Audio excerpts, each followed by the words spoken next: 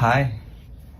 ও তুমি আসো, বসো। কেমন আছে এখন শরীর? তোমাকে দেখে এখন একটু ভালো লাগছে।